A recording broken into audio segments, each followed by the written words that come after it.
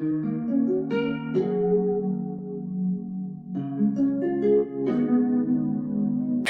it's Mel, hope you're doing well, and if you're new to the channel, welcome, and welcome back to Creep Week. Today we're going to be looking at the dark truth of paranormal couple Ed and Lorraine Warren.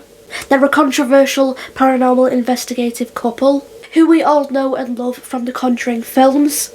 Patrick and Vera are such good actors, I love both of them, I love their relationship in the films. However, the real Ed and Lorraine Warren faced many accusations, one of which is so shocking.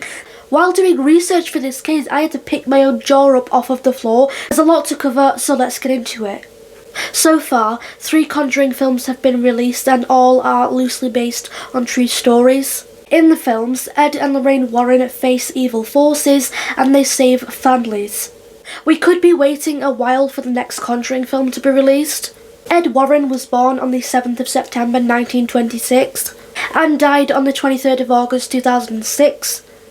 Lorraine Rita Warren was born on the 31st of January 1927 and died on the 18th of April 2019. Ed was a lecturer, author and self-taught demonologist. Lorraine was a clairvoyant and a medium.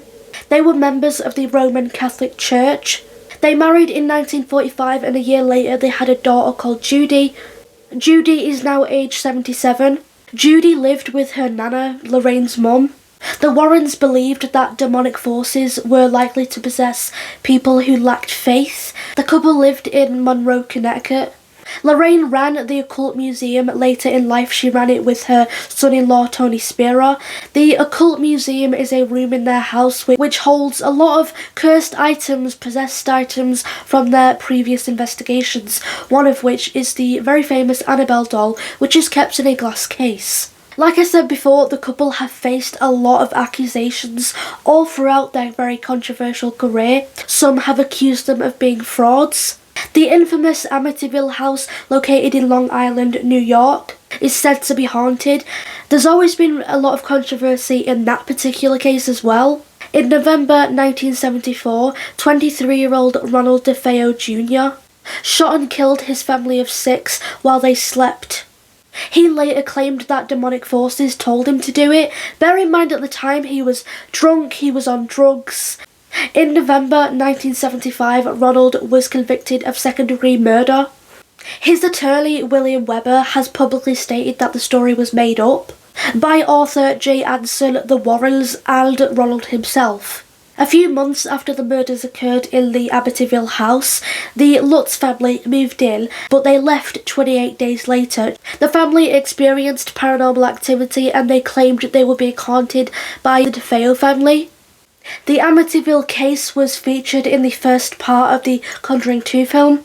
The first film was about the Perron family haunting, the second film was about the Enfield poltergeist, and the third film was about a man called Arnie Johnson who killed his landlord in 1981 while under demonic possession.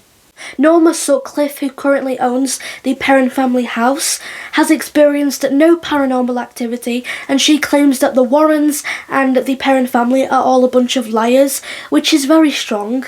She even made an entire YouTube video exposing the family's lies, which I haven't seen, but if I can find it, I'll link it down below.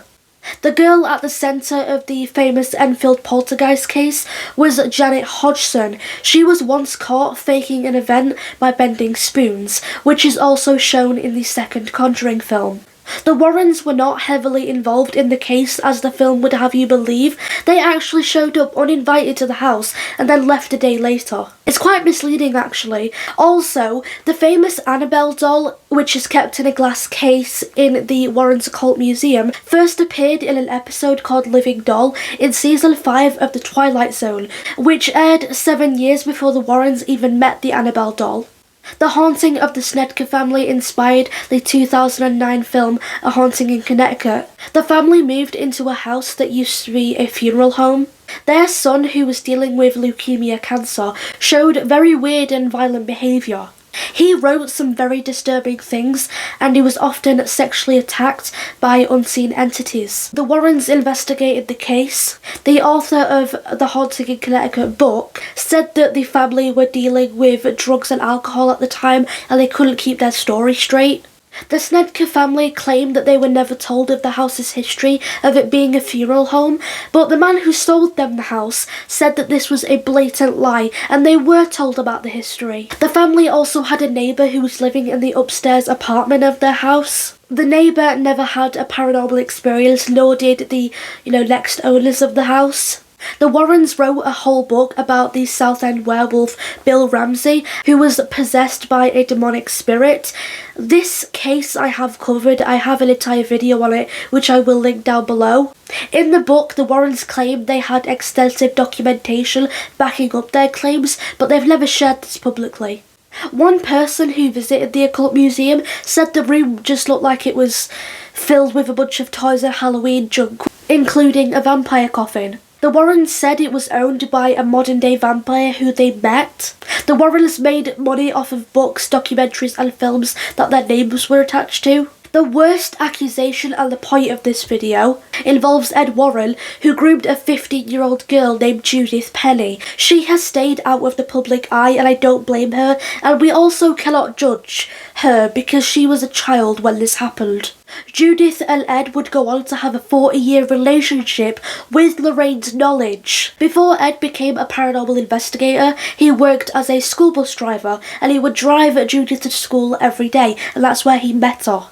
15-year-old Judith met Ed when he was in his mid-30s, which is disgusting. Ed was such a creep, I'm sorry, but he just was. That's predator behaviour. Their relationship began in 1963, and when Judith was 18, she moved into the Warrens' house. The Warrens told their neighbours and anyone who asked about this girl that they had moved her into the house out of charity because she had nowhere to go. While the Warrens were away, Judith would look after the house, look after the pets, and Judith and Ed had a very sexual relationship. Someone got Judith arrested after reporting her relationship with Ed to the police. She spent the night in the North End prison in Bridgeport, while police tried to persuade her to sign a statement admitting to the affair. After Judith refused to cooperate, she was ordered by the court to report to a delinquent youth office for the next month. Ed picked her up from school and drove her to the mandated meetings. Not much is known about Judith's family history. According to Judith, Ed was physically abusive. On many occasions, she saw Ed physically abuse Lorraine. In her 30s, Judith got pregnant with Ed's child in May 1978. Lorraine told Judith to get an abortion as it would create a scandal and ruin their business. At this point, Ed and Lorraine Warren were becoming paranormal investigators. Judith was scared, but she did end up getting the abortion. She later said publicly, quote, "They wanted me to tell everyone that someone had come into my apartment and raped me, and I wouldn't do that. I was so scared. I didn't know what to do, but I had the abortion. The night they picked me up from the hospital after having it, they went out and lectured and left me alone," end quote. According to Judith, all Lorraine cared about was money. She never questioned Judith living in the house or her relationship with Ed, which is very bizarre. Ed said many times that Judith was, quote, the love of his life. The Warrens tried very hard to hide this little secret, which is just so sick. Tony Spira and Judy Warren have maintained publicly that Judith did move into Ed and Lorraine's house when she was 18. They knew nothing, however, about Ed and Judith's relationship. I don't even know if I could call it a relationship, because at the end of the day, this man is grooming her and manipulating her. She's 15. The fuck? The Warrens would sometimes tell people that Judith was just a poor girl they'd kindly taken in, or their lease. Judith and Ed's relationship ended in 2003. Judith got married to someone else and moved on. These allegations appeared in 2013 when the first Conjuring film was released. To top it off, Lorraine's reported contract with New Line, related to the Warner Bros. Company, and behind every single Conjuring movie and its spin-offs, specifically mentioned that the films couldn't show the Warrens engaging in crimes, including sex with minors, child pornography, prostitution or sexual assault. and neither the Warrens could be depicted as participating in an extramarital sexual relationship. That's a very specific thing to put in a contract, and also very obvious. Bear in mind that the Conjuring films are horror films. They don't show any type of pornography, sexual assault, like crimes, nothing. Let's not forget that Judy Warren, she lived with her nana, Lorraine's mum, and therefore she never saw anything. I have a sick feeling, just a slight speculation, that Lorraine moved her daughter out of that house, not only to get away from Ed's abusive behaviour, but also to, like, get her daughter out of the way so Ed could control Judith. I don't know, but, like, that's just...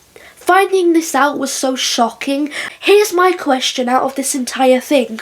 Why did no one do anything? In 1963, when a neighbour reported, Ed and Judith's relationship to the police, it's Judith who had to spend the night in the police station and get questioned by the police. They were trying to get a confession out of her. Like, confession of the affair going on between her and Ed. Confession or not, Judith at that time was 15 years old. Ed is a fully grown man in his mid-30s. And the police didn't do anything. None of the neighbours did anything. Judith at the time didn't want to say anything, probably because she was scared. She was being used, manipulated, groomed by Ed. If you see a child being abused, like there's bruising, there's obvious signs of it, report it. It just angers me that no one did anything with Judith in a situation. Me being a skeptic, I always had a doubt. With Ed and Lorraine Warren, like, their stories seem so far-fetched. That's all for today. That was the dark truth and allegations of Ed and Lorraine Warren. Let me know what you think about all this in the comment section down below. As always, thanks for watching. Take care. Bye.